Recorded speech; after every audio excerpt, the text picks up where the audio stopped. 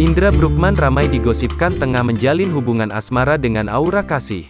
Pengakuan Indra Bruggman terkait sosok Aura Kasih baru-baru ini sukses menarik perhatian. Bagaimana tidak, dalam sebuah acara talk show, ia menyebut Aura Kasih sebagai kriteria istri idamannya. Pengakuan tersebut sontak menimbulkan pertanyaan warganet. Mereka pun ramai menjodoh-jodohkan keduanya.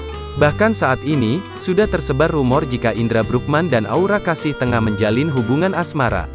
Meluruskan rumor yang ada, Indra Bruggman akhirnya buka suara.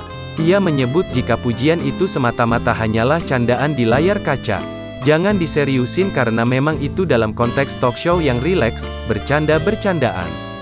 Dan saya 90% kalau lagi acara begitu pasti saya bercanda dan pasti muji-muji orang-orang yang ada di dekat saya, kata Indra Bruggman. Lebih lanjut, Indra tak menampik bahwa Aura Kasih masuk dalam kriteria wanita idamannya. Oh semuanya kayaknya tipikal saya.